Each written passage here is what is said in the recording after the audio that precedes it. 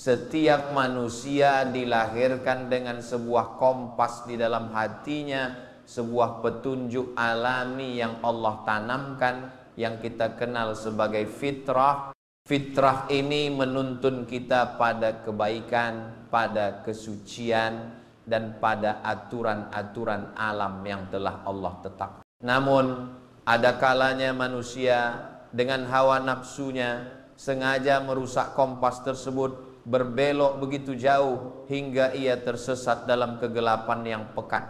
Kisah yang akan kita tadabburi hari ini adalah tentang sebuah kaum yang tidak hanya tersesat, tetapi mereka merayakan kesesatan itu. Inilah kisah Nabi Lut alaihissalam dan azab yang menimpa kota Sodom. Di sebuah lembah yang subur, di mana bumi memberikan hasil panen terbaiknya dan air mengalir melimpah, berdirilah kota Sodom dan Gomora. Dari luar, kota-kota ini tampak seperti surga dunia. Namun di balik kemakmurannya tersembunyi sebuah penyakit yang menggerogoti jiwa seluruh penduduknya. Kebejatan mereka bukanlah lagi dosa yang dilakukan sembunyi-sembunyi dalam gelap, melainkan telah menjadi sebuah kebanggaan, sebuah budaya yang mereka pamerkan tanpa rasa malu sedikit. Mereka adalah kaum pertama di muka bumi yang melakukan perbuatan keji yang melampaui batas fitrah manusia. Para lelaki mendatangi lelaki lain untuk melampiaskan syahwat mereka dan meninggalkan para wanita. Tidak hanya itu, mereka juga terkenal sebagai para perampok di jalanan dan tanpa segan melakukan berbagai kemungkaran di tempat-tempat pertemuan mereka. Namun rahmat Allah selalu mendahului murkanya. Di tengah-tengah kaum yang telah rusak itu, Allah mengutus seorang hambanya yang soleh, seorang nabi yang sabar, yaitu Lut alaihissalam. Nabi Lut bukanlah penduduk asli Sodom. Ia adalah keponakan dari Nabi Ibrahim alaihissalam. Ia datang membawa cahaya hidayah, mengajak mereka kembali ke jalan yang lurus. Setiap hari dengan hati yang pilu melihat kerusakan kaumnya, Nabi Lut tanpa lelah menasehati mereka. Mengapa kalian mengerjakan perbuatan keji itu yang belum pernah dikerjakan oleh seorang pun sebelum kalian di dunia ini? Serunya, sesungguhnya kalian mendatangi laki-laki untuk melepaskan syahwat, bukan kepada wanita. Sungguh kalian adalah kaum yang melampaui batas. Bertakwalah kepada Allah dan taatlah kepada. Namun apa jawaban mereka? Hati mereka telah membatu, telinga mereka telah tuli dari kebenaran. Mereka tidak berdebat dengan argumen, melainkan dengan ejekan dan ancaman. Usir Lut dan keluarganya dari kotamu ini, teriak mereka.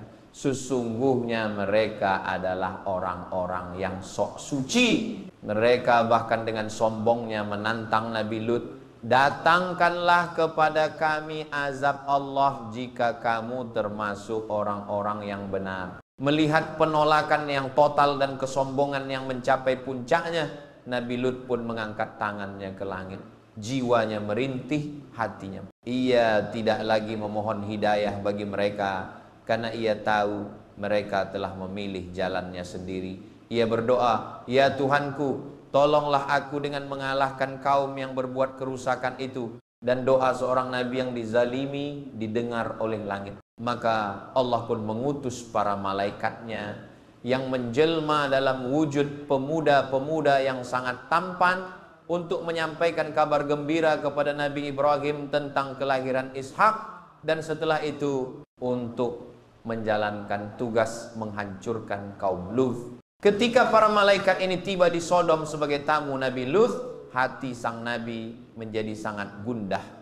Ia tahu betul betapa bejatnya kaumnya. Ia merasa sempit dada, tak tahu bagaimana cara melindungi tamu-tamunya yang mulia ini. Benar saja, kabar tentang kedatangan pemuda-pemuda tampan itu menyebar secepat kilat.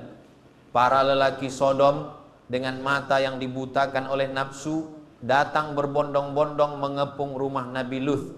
Mereka menggedor-gedor pintu, berteriak-teriak, meminta agar tamu-tamu itu diserahkan kepada mereka. Dengan tubuh yang gemetar menahan amarah dan keputusasaan, Nabi Lut berdiri di ambang pintu, mencoba membentengi tamunya.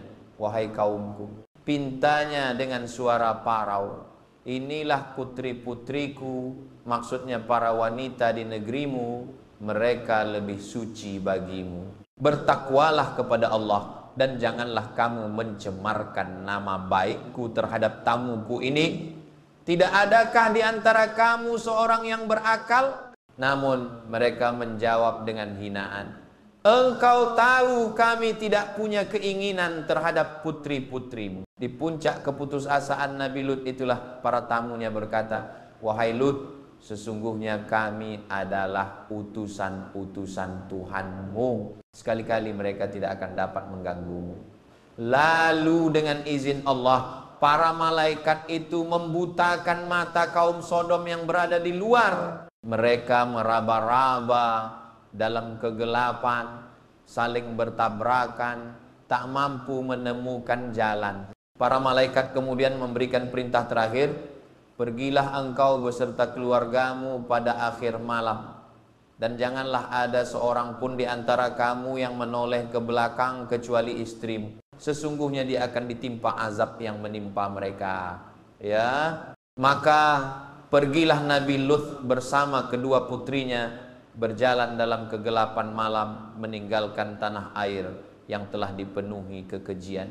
Dan ketika waktu subuh tiba, datanglah perintah Allah. Azab yang mengerikan itu pun turun. Negeri kaum Lut diangkat tinggi ke langit oleh malaikat Jibril, lalu dibalikkan, bagian atasnya menjadi bagian bawah. Kemudian Allah menghujani mereka dengan batu-batu dari tanah liat yang dibakar secara bertubi-tubi, yang telah ditandai di sisi Tuhanmu untuk membinasakan orang-orang yang melampaui batas. Istri Nabi Lut yang hatinya masih terikat pada kaumnya yang durhaka, menoleh ke belakang, dan seketika ia pun binasa bersama mereka. Bapak dan Ibu yang dimuliakan Allah, ketika matahari terbit, yang tersisa dari kota Sodom dan Gomora hanyalah puing-puing kehancuran dan sebuah danau yang airnya mati sebagai tanda abadi bagi generasi setelahnya. Kisah ini bukanlah sekadar cerita masa lalu. Ia adalah peringatan yang sangat keras dari Allah tentang beberapa hal bahaya, dosa yang dinormalisasi. Dosa yang paling dibenci Allah adalah dosa yang tidak lagi dianggap sebagai dosa, melainkan dilakukan secara terang-terangan dan menjadi sebuah kebanggaan. Pentingnya menjaga fitrah. Allah menciptakan manusia dengan fitrah yang lurus. Melawan fitrah ini adalah sebuah bentuk pemberontakan terhadap Sang Pencipta. Semoga Allah melindungi kita, keluarga kita, dan keturunan kita dari segala perbuatan keji yang dapat mengundang murkanya. Semoga kita senantiasa dijaga di atas jalan fitrah yang lurus,